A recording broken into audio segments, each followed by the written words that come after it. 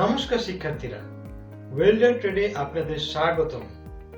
আমাদের শেখার এই ধারাবাহিকতায় এখন এই টপিকে আমরা শিল্ডেড মেটাল আর্ক ওয়েল্ডিং প্রক্রিয়া ব্যবহার করে MS pipe 50 mm dia 3 mm WT দিয়ে একটা এমএস প্লেটে ফ্লাঞ্জ জয়েন্ট প্রস্তুত করা, মার্ক করা এবং কাটা সম্পর্কে শিখব।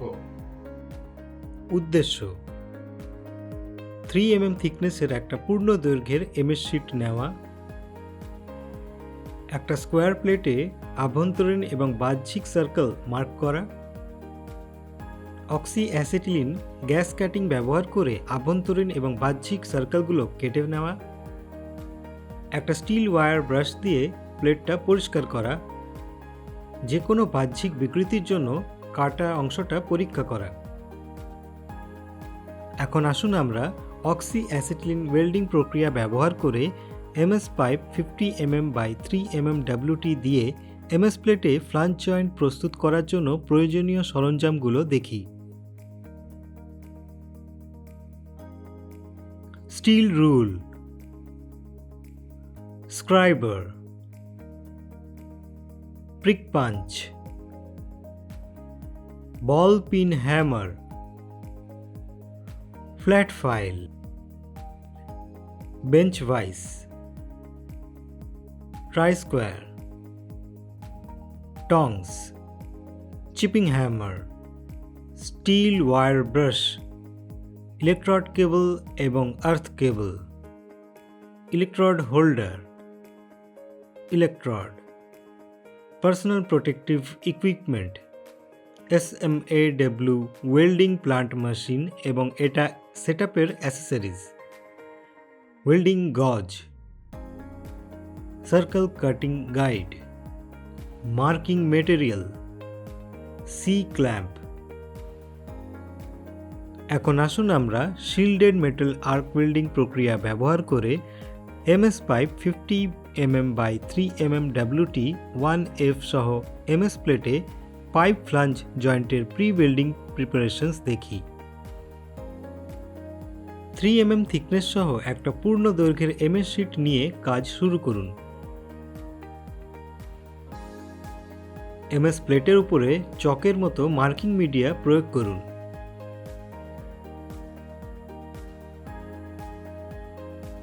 একটা রুলার এবং স্ক্রাইবার ব্যবহার করে কাটার আকারটা দৈর্ঘ্যে 100 mm এবং প্রস্থে 100 mm হিসাবে মার্ক করুন।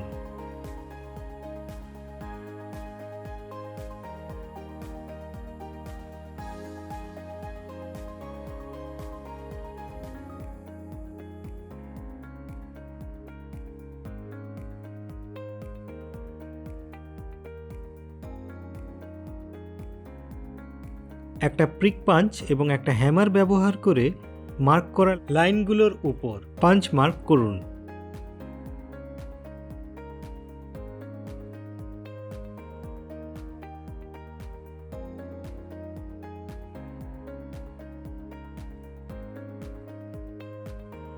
ওয়েল্ডিং টেবিলে হ্যান্ড শিয়ারিং মেশিন সেট আপ করুন। শিয়ারিং মেশিনে মার্ক করা শীটটা রাখুন। এটা যে কাটিং লাইনের অক্ষের সাথে সামঞ্জস্যপূর্ণ তা নিশ্চিত করুন। সোজা লাইনে কাটা নিশ্চিত করতে ধীরে ধীরে হ্যান্ডেলে চাপ প্রয়োগ করুন। কাটার সময় যেন শীটটা অবিকৃত থাকে তা নিশ্চিত করার জন্য পরীক্ষা করুন।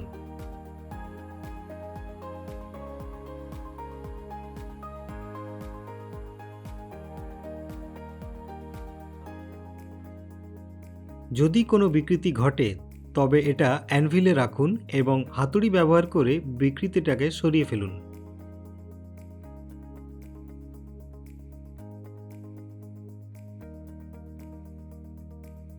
প্লেটের স্কোয়ারনেস পরীক্ষা করতে ট্রাই স্কোয়ার ব্যবহার করুন। যে কোনো তেল, গ্রিস বা ময়লা সরিয়ে শীটটা ভালোভাবে পরিষ্কার করুন। আসুন আমরা অক্সি অ্যাসিটিলিন ওয়েল্ডিং প্রক্রিয়া ব্যবহার করে পাইপ ফ্লাঞ্জ জয়েন্টের জন্য 50 mm বাই 3 mm WT সহ একটা এমএস প্লেট এবং একটা এমএস পাইপ কাটার প্রক্রিয়াটা কিভাবে করতে হয় তা দেখি। শীটটা ওয়েল্ডিং টেবিলে রাখুন। সার্কেল আঁকার জন্য একটা স্প্রিং ডিভাইডার রেডি রাখুন। স্প্রিং ডিভাইডারটা কাজ করার অবস্থায় আছে কিনা তা পরীক্ষা করুন।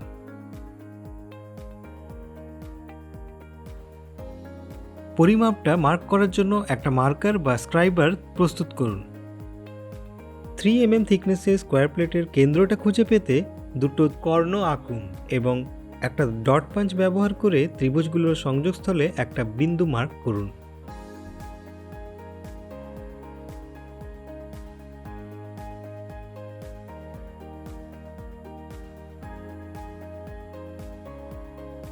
স্প্রিং ডিভাইডারের সাহায্যে স্কোয়ার প্লেটের কেন্দ্রে 25 mm ব্যাসার্ধ সহ একটা সার্কেল এবং 45 mm ব্যাসার্ধ সহ আরেকটা বড় সার্কেল আঁকুন।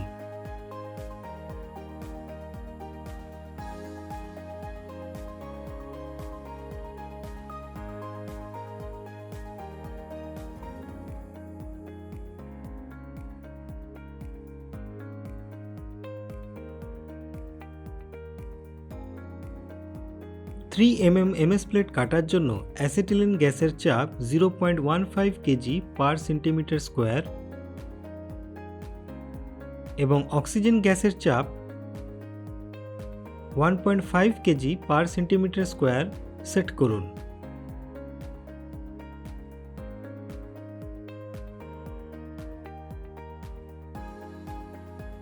একটা নিউট্রাল ফ্লেম তৈরি করুন এবং প্লেটের প্রান্তগুলোর মধ্যে একটার কেন্দ্রবিন্দুটা উজ্জ্বল লাল গরম অবস্থা বা কিন্ডলিং তাপমাত্রায় পৌঁছানোর পর্যন্ত প্রিহিট করুন।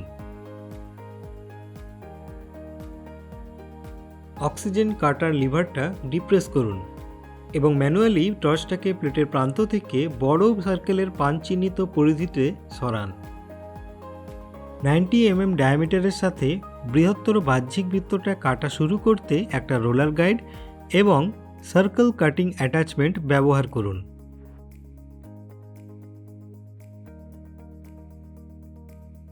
ছিদ্রযুক্ত গর্ত থেকে পরিধির দিকে টর্চটা সরান এবং একটা স্মল সার্কেল কাটিং অ্যাটাচমেন্ট ব্যবহার করে 50 mm ডায়ামিটারের গর্তটা কাটা সম্পূর্ণ করুন।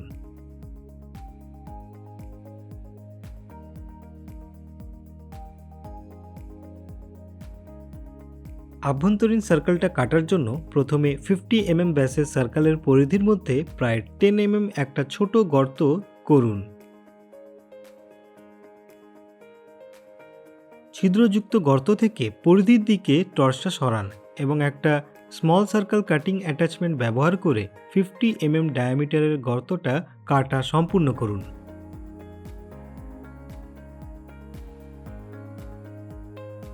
একটা স্টিল ওয়্যার ব্রাশ দিয়ে কাটা প্রান্তগুলো পরিষ্কার করুন। একটা অর্ধবৃত্তাকার ফাইল ব্যবহার করে কাটা প্রান্তগুলোর ভেতরের মুখটা ফাইল করুন। এই টপিকে আপনি শিখেছেন কিভাবে 3 mm থিকনেস সহ একটা পূর্ণ দৈর্ঘ্যের এমএস শীট পাওয়া যায়, একটা স্কোয়ার প্লেটে আভ্যন্তরীণ এবং বাহ্যিক সার্কেল মার্ক করা হয়, অক্সি অ্যাসিটিলিন গ্যাস কাটিং ব্যবহার করে আভ্যন্তরীণ এবং বাহ্যিক সার্কেলগুলো কেটে নেওয়া যায়, একটা স্টিল ওয়্যার ব্রাশ ব্যবহার করে প্লেটটা পরিষ্কার করা হয়, যে কোনো বাহ্যিক বিকৃতির জন্য কাটিংটা পরীক্ষা করা হয়।